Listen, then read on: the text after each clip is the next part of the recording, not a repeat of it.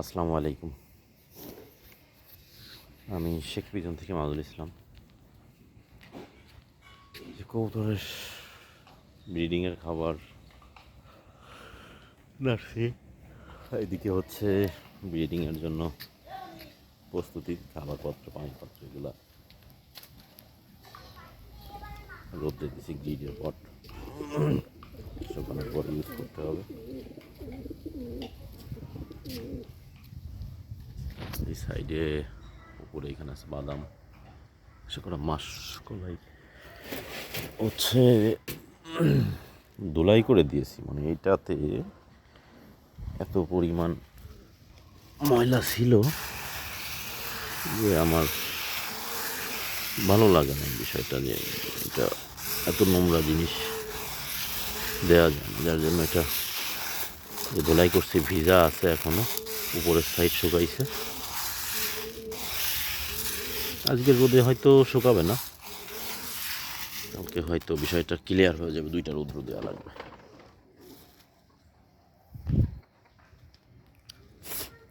আর এই সাইডে হচ্ছে ফ্লাইংয়ের খাবার।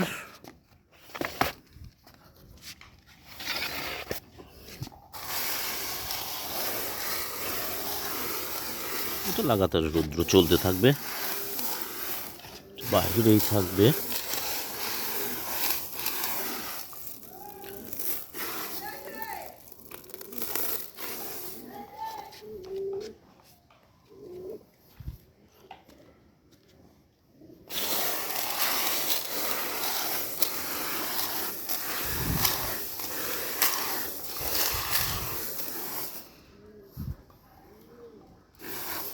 কবুতরকে ভালো রাখা, ভালোভাবে কবুতর পরিচর্যা করা আসলে অনেক কষ্টের। এটা যত সহজ মনে হয় এত সহজ না, এটা খুবই কঠিন কাজ। অনেক সময় নিয়ে অনেক টাকা পয়সা নষ্ট করে করতে হয় এগুলো। এখন তারপরেও দিন শেষে বলা হয় কবুতরের বাচ্চার দাম বেশি। খুব খারাপ লাগে। কবুতর কিনতে যেহেতু কম টাকায় কিনতে পারি না কখনো।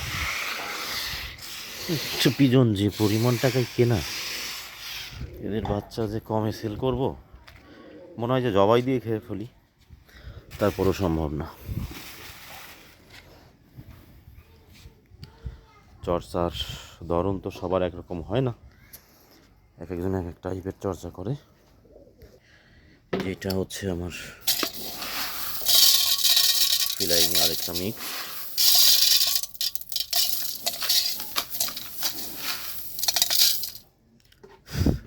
ড্রাম করে রেখেছি। Breeding set up,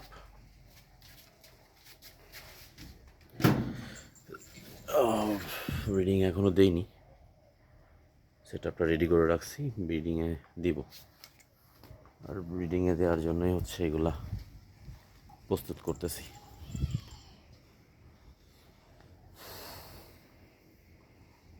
flying bird খুবই কম, এখানে আছে হচ্ছে 10 পিস মাদির সাইডে, আর নরের সাইডে আছে 5টা।